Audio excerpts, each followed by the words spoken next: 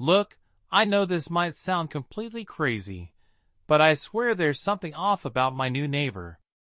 Lately, I've been feeling so restless every night that I can hardly sleep or think straight. I thought maybe sharing this here would help, because I really need someone to tell me I'm not losing my mind, or at least give me some advice on what to do next. I realize this might get a bit long, but please hang in there with me. I've been living in this old house for years, and sure, it has its creaks and weird noises, but I've never felt this uneasy before, not even when I had that odd landlord a few years back. That guy was strange, always watching from his window at all hours. But this new neighbor? He's different, and I mean that in the worst way possible. For the past 2 weeks, no matter when I wake up during the night, there's a faint light shining behind my curtains, coming from a low angle like it's a flashlight or maybe a phone. The first night, I figured it was nothing, maybe a passing car or a stray cat. But then it kept happening, night after night. Now I'm convinced that someone, I'm almost certain it's my neighbor, is actually standing outside my window in the middle of the night. They never make a sound, just stand there. I've tried to catch them in the act, but every time I rush to the window or fling open the blinds, there's nothing but darkness. Let me tell you, that kind of silent persistence really messes with your head. It makes you question every thought you have. I started staying up later, pretending to sleep but keeping one eye half open, waiting for that faint glow. And sure enough, it's always there. When I mention this to my friends, they say I'm just being paranoid or stressed out from work, that I need to take a break. But how can I relax when I feel like I'm being watched, studied even, like someone's waiting for me to slip up or let my guard down? And it's not just the light at night. During the day, I've caught him staring at me from behind his curtains next door. He just stands there, motionless. He never waves or looks away like a normal person would when they're caught. He just keeps staring, like I'm some kind of specimen he's analyzing. If that doesn't scream messed up, I don't know what does. I've thought about calling the cops, but what am I supposed to say? That I think my neighbor watches me at night because I see a weird light outside my window? That during the day he stares at me through his curtains? I have no proof. I'm worried that if I confront him, it might escalate, like maybe he's been trying to work up the nerve to do something worse. So here I am, waiting, feeling the clock tick away in my head. It's gotten to the point where, as soon as the sun sets, I start to shake a little. I lie in bed watching the walls, the door, the window, imagining that faint glow getting closer, maybe pressing right up against the glass. Maybe one night I'll wake up and he'll be inside, standing in the corner of my bedroom, silent and still. I don't want to live like this, but I'm too scared to do anything, too afraid to even tell my family. They'd probably say I'm too old to be afraid of the dark, that I'm letting my imagination run wild. Maybe they're right. Maybe it is all in my head. But I can feel it. I can feel his eyes on me. I wonder how long he'll wait before making a move, how long until something finally gives. Because I can't see a way out. I can't rest. I can't bring myself to just pick up the phone and call the cops. I'm stuck in this messed up state right now, waiting every night for that light to appear. And it always does. I have no idea how on earth this is going to end. A few nights later, my anxiety only intensified. I decided to take some precautions around the house. I installed additional locks on all the doors and windows, hoping it would offer some sense of security. I even set up motion sensor lights around the perimeter, thinking that bright lights might deter anyone lurking outside. Despite these measures, the faint light behind my curtains persisted, unwavering in its appearance. One evening, I noticed something strange while organizing my garage. Hidden behind some old boxes, I found a small, dusty notebook. Curiosity got the better of me, and I flipped through its pages. The entries were cryptic, filled with odd symbols and dates. The last entry was dated just 2 weeks ago, coinciding with the time my new neighbor moved in. My heart raced as I wondered if there was a connection between the notebook and the eerie lights. Could my neighbor be involved in something sinister? The uncertainty gnawed at me, making it hard to focus on anything else. Determined to get to the bottom of this, I decided to do some research on my neighbor. I searched online and discovered that his name was Ethan Parker. There wasn't much information available, just that he recently moved to the neighborhood and kept to himself. No references to a job, hobbies, or any social media presence. It was as if he wanted to remain invisible. This lack of information only heightened my suspicions. Who was Ethan Parker really? And what was he hiding? After days of sleepless nights and mounting fear, I knew I had to take action. Ignoring the warnings from my friends, I decided to confront Ethan directly. I figured if he had any explanations for his strange behavior, he should tell me. Summoning all my courage, I waited until dusk, then walked over to his house next door. My heart pounded in my chest as I approached his door, which was slightly ajar. I knocked tentatively, and after a moment, Ethan opened the door. He was a tall man with a stern expression, his eyes briefly meeting mine before he quickly looked away. "Can I help you?" he asked, his voice steady but guarded. I took a deep breath and explained my concerns about the lights and his constant staring. To my surprise, he listened without interrupting, his demeanor unchanged. After a moment of silence, Ethan sighed and invited me inside. The interior of his house was neat and orderly, a stark contrast to the mysterious exterior he presented. He led me to the living room and began to explain. "I know I've seemed distant since I moved in," he admitted. "I've been dealing with some personal issues and didn't want to burden anyone. The light you see is part of a project I'm working on, a solar-powered security system. I didn't realize it was bothering you." Relief washed over me, but something still felt off. His explanation seemed genuine, yet the timing of his project coincided too closely with my unsettling experiences. I wanted to believe him, but my instincts screamed otherwise. As I left his house, I couldn't shake the feeling that there was more to Ethan Parker than he was letting on. Days passed after my conversation with Ethan, and for a while, things seemed to calm down. The mysterious light behind my curtains became less frequent, and my nights were slightly less restless. However, the uneasy feeling in the pit of my stomach never fully disappeared. I decided to keep an eye on things, just in case. One night, as I lay in bed trying to drift off, I heard a faint tapping at my window. My heart skipped a beat as I glanced toward the source of the sound. The curtains were drawn, but I could see a shadowy figure outside, tapping rhythmically. Panic surged through me as I fumbled for my phone, debating whether to call for help.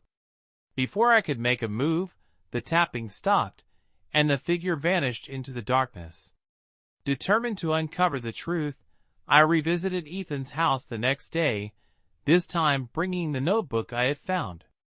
I confronted him again, showing him the notebook and recounting the strange events.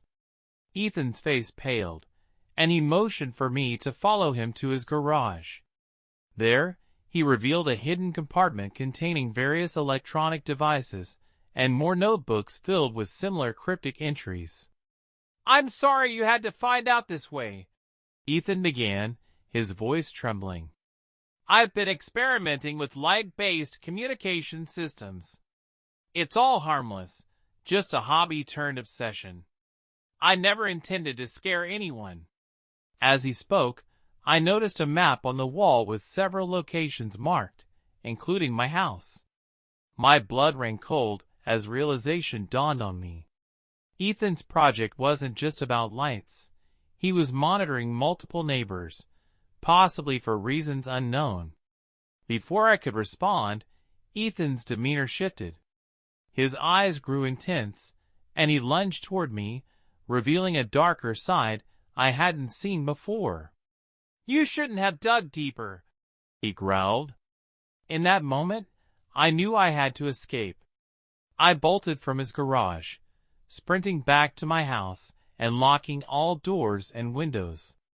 My mind raced with fear and confusion, trying to make sense of the nightmare unfolding around me. As I barricaded myself in, I realized that confronting Ethan had only made things worse.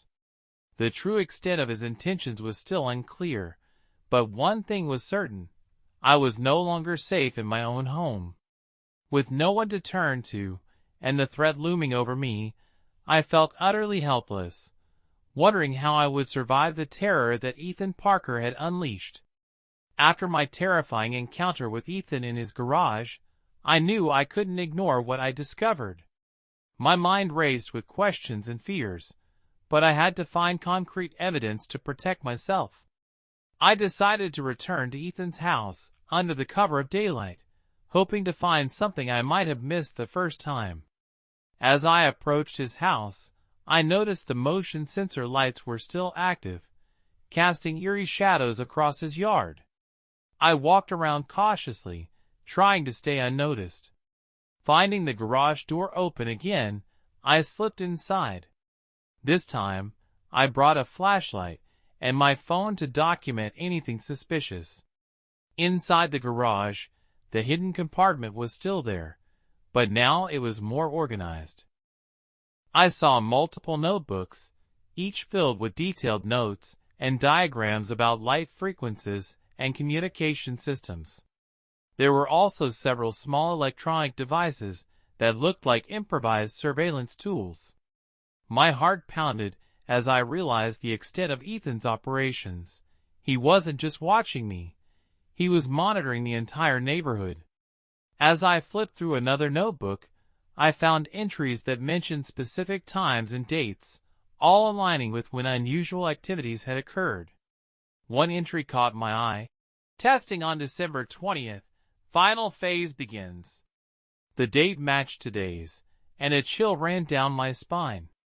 What was Ethan planning to do next? Determined to gather as much evidence as possible, I photographed the notebooks and devices, then quietly left the garage. I needed to share this information with someone I could trust, but fear held me back. Who would believe me with this level of detail? With the newfound evidence, I felt a mix of urgency and dread. I decided to reach out to my old friend, Mark, who worked in cybersecurity. Maybe he could help me understand what Ethan was up to and provide some protection. I called Mark late in the evening, explaining the situation as calmly as possible. He listened intently and agreed to meet me the next day to review the evidence. Relief washed over me. Finally, someone might believe me and help unravel this mystery. The next morning, I met Mark at a local coffee shop. I showed him the photos of Ethan's notebooks and devices. Mark examined them closely, his brow furrowing with concern. "This is serious," he said. "It looks like Ethan is developing some sort of advanced surveillance or communication system. These frequencies could interfere with electronic devices, possibly even hacking into them." I felt a surge of fear. If Ethan had the capability to manipulate electronics, he could do so on a much larger scale. "What should we do?" I asked. Mark suggested we continue investigating while keeping a low profile. He offered to help me set up additional security measures and monitor any unusual activities. Feeling slightly more hopeful, I agreed, knowing that I couldn't face this alone. That night, as I tried to sleep, the same faint light appeared behind my curtains. But this time, I was prepared. With Mark's help, I had installed a hidden camera in my bedroom. As the light shone through the curtains, the camera captured a blurry figure standing outside. I immediately reviewed the footage, confirming my worst fears. Ethan was indeed watching me. With concrete evidence of Ethan's surveillance, Mark and I knew we had to act quickly. We decided to involve the authorities, but I was still hesitant. What if Ethan was capable of more than just watching? Still, the situation was escalating beyond my control. We scheduled a meeting with a trusted local detective, Sarah Mitchell, who had a reputation for handling unusual cases. Presenting her with the evidence, Mark explained the technical aspects of Ethan's setup. Detective Mitchell listened carefully, taking notes and asking pertinent questions. "This is troubling," she said thoughtfully. "We need to ensure your safety while we investigate further. I'll assign a team to monitor Ethan's activities discreetly. In the meantime, avoid direct confrontation and keep documenting any suspicious behavior." Relieved by her response, I felt a glimmer of hope. However, the nights remained restless.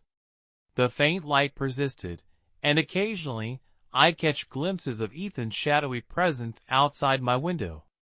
Each encounter left me more anxious and on edge. One evening, while reviewing the camera footage with Mark, we noticed something unusual. The light wasn't just coming from outside my window. It was being directed in specific patterns, almost like a signal. Mark's eyes widened as he analyzed the sequence. "This isn't random. He's trying to communicate something, or maybe trigger a device." My mind raced. What was Ethan trying to achieve with these light patterns?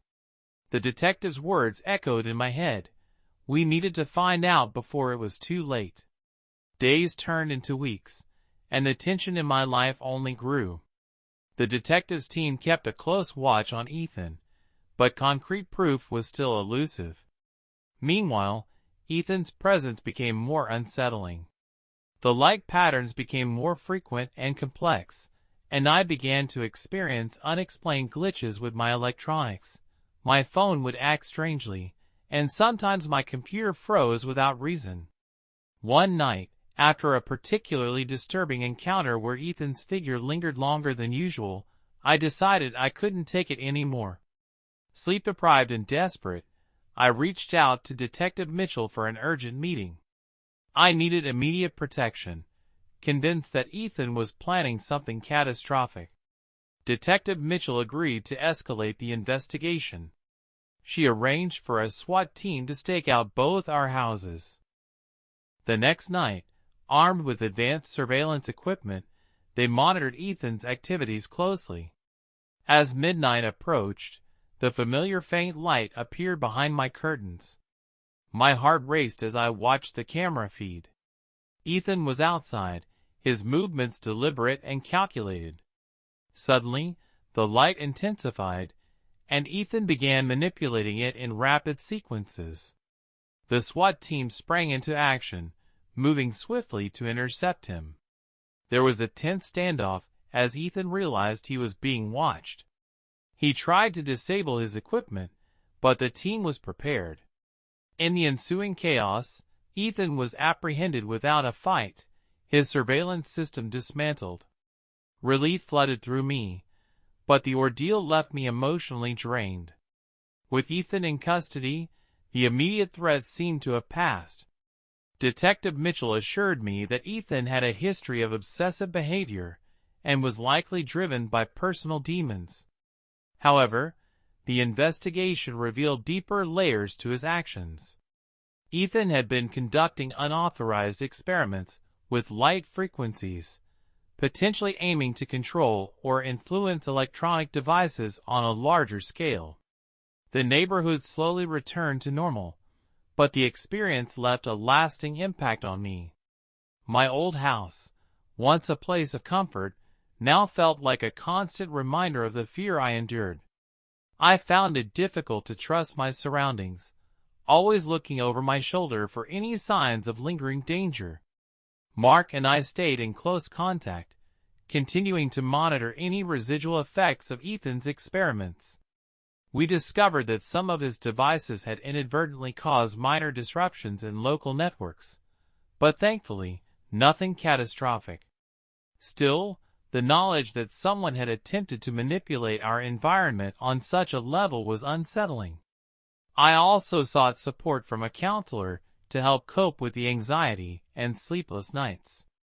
Talking about my experiences allowed me to process the trauma and begin rebuilding a sense of normalcy. Slowly, I started to regain my peace of mind, though the memories of those tense nights remained vivid. As the investigation into Ethan's activities continued, Detective Mitchell uncovered startling information about his motives. Ethan had been a former engineer who became obsessed with the idea of creating a flawless surveillance system. His obsession stemmed from a personal tragedy, a loss that had driven him to seek control and understanding through technology. Through interviews and Ethan's own confessions, it became clear that his intentions were twisted by his grief and loneliness. He believed that by monitoring his neighbors, he could prevent further loss and maintain a sense of control over his environment. While his methods were invasive and frightening, his underlying motive was a distorted attempt to cope with his pain. This revelation added a layer of complexity to the situation. Understanding Ethan's motive didn't excuse his actions, but it provided context for his behavior. It also highlighted the importance of addressing mental health issues to prevent such tragedies in the future. With Ethan's apprehension, the neighborhood began to heal from the fear and uncertainty that had plagued us. The detective's thorough investigation and the community's support played crucial roles in restoring a sense of security. Slowly, normal life resumed, and the old house regained its place as a home rather than a source of anxiety. I took the experience as a lesson in resilience and the importance of seeking help when needed. Strengthened by the support of friends like Mark and the guidance of professionals, I felt more equipped to handle challenges that came my way.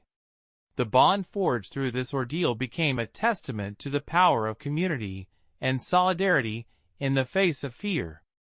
In time, the memories of those dark nights began to fade, replaced by a renewed appreciation for peace and safety. I continued to live in my old house, now filled with the laughter and warmth that had been missing during the tense weeks. While the scars of the experience remained, they served as a reminder of the strength I discovered within myself and the importance of vigilance and trust. Despite the resolution, I couldn't shake the feeling that something was still off. Occasionally, I'd catch a fleeting glimpse of a shadow or hear a distant noise that sent chills down my spine. It was as if the fear had left an imprint on my psyche, making me hyper-aware of every little movement around me. One evening, while walking my dog, I noticed a group of neighbors gathered in the park, discussing the recent events. It seemed that Ethan wasn't the only one who felt watched. Several others shared similar experiences of unexplained lights and eerie sensations. This revelation was both comforting and alarming. If Ethan could affect multiple people, the scope of his actions was broader than I had initially thought. Determined to help my neighbors, I joined the community meetings, advocating for better security measures and mental health support. Together, we worked to create a safer environment, implementing neighborhood watch programs and encouraging open communication among residents. Building a stronger community became a priority, ensuring that no one else would feel isolated or vulnerable. Months passed, and the neighborhood gradually settled into a new rhythm. The collective effort to enhance security and foster community spirit paid off, making everyone feel more secure and connected. The shared experience had brought us closer, turning strangers into friends who looked out for one another. Personally, I focused on rebuilding my life and restoring the sense of peace that had been disrupted. With therapy and support from loved ones, my anxiety diminished, and I regained my ability to trust and enjoy my surroundings. The old house once again became a sanctuary, filled with warmth and memories of resilience. Mark continued his work in cybersecurity, now more aware of the importance of safeguarding against personal invasions. Our friendship deepened, rooted in the shared experience of overcoming fear together. We often reflected on the events, grateful for the strength we found in each other. Just as life seemed to stabilize, subtle signs hinted that the ordeal might not be entirely over. Strange occurrences, though less frequent, began to surface again. Unexplained power surges, flickering lights, and occasional malfunctions in electronic devices suggested that remnants of Ethan's work might still linger. Suspecting that some of his devices had gone undetected or that others might have tried to continue his experiments, I reached out to Mark and Detective Mitchell. Together, we revisited Ethan's properties, searching for any remaining equipment or clues that could prevent further disturbances. Our investigation led us to a hidden basement in Ethan's house, where we discovered more sophisticated devices and encrypted data. Mark worked tirelessly to decrypt the information, revealing a network of interconnected systems aimed at creating a comprehensive surveillance grid. It became clear that Ethan had intended to expand his operations beyond the neighborhood, potentially affecting larger communities. Realizing the gravity of the situation, we collaborated with law enforcement and cybersecurity experts to dismantle the remaining infrastructure. The process was meticulous, but our combined efforts ensured that no dangerous technology remained active. The threat was neutralized, providing a final sense of closure. With the lingering threat eliminated, the neighborhood finally embraced lasting peace. The shared experiences had fostered a strong sense of unity, making us more vigilant and supportive of one another. Regular community gatherings and safety workshops became a staple, reinforcing the bonds we had built.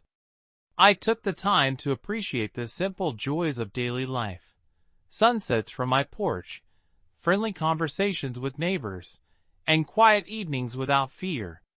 The trauma of the past month began to fade, replaced by gratitude for the resilience and solidarity we had shown.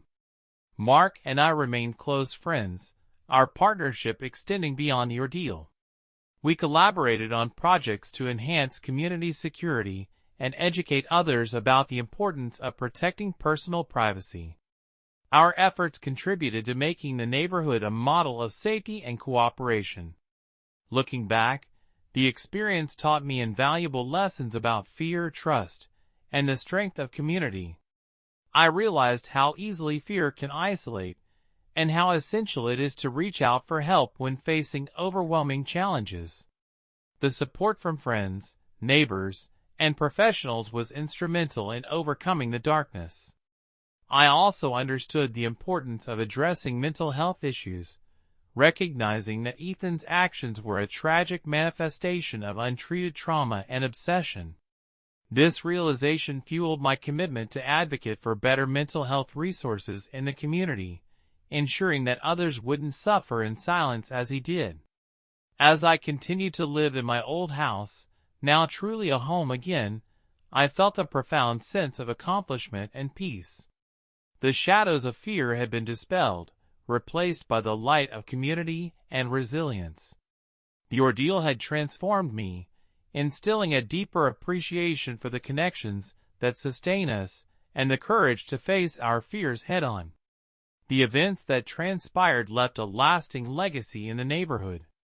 Memorials and awareness campaigns were established to honor those affected and to educate others about the dangers of unchecked obsession and the importance of community support. Schools incorporated lessons on mental health and personal safety, ensuring that future generations would be better prepared to handle similar challenges. I often spoke at community events, sharing my story to inspire others to stay vigilant and to seek help when needed. My experiences underscored the importance of unity and the strength that comes from standing together in the face of adversity. The neighborhood had become a beacon of resilience, demonstrating that even in the darkest times, hope and solidarity can prevail. Mark and I continued our collaborative efforts, expanding our initiatives to neighboring communities. Our work helped to create a network of support and security, fostering environments where people felt safe and connected. The bonds we had formed through our shared ordeal became the foundation for a brighter, more secure future for everyone involved. As time moved forward, the memories of the terrifying months began to fade, though their lessons remained deeply ingrained. I embraced the future with a renewed sense of purpose and a commitment to fostering safety and community spirit wherever I went. The old house, once a place of fear, now stood as a testament to resilience and the enduring power of human connection. I found joy in the everyday moments that I once took for granted: morning coffees with neighbors, evening walks without anxiety, and the simple pleasure of feeling secure in my own home. The support system we had built ensured that I was never alone, no matter what challenges arose. Mark and I continued to innovate, developing new security solutions inspired by our experiences. Our projects aim to prevent similar situations by enhancing personal and community safety, leveraging technology to create environments where people could live without fear of unseen threats. Looking back, I realized that the ordeal had transformed me in ways I never imagined. It had taught me to value every moment, to cherish the support of friends and family, and to stand strong in the face of fear. The journey from fear to empowerment was difficult, but it had ultimately led to a life filled with purpose, connection, and unwavering resilience.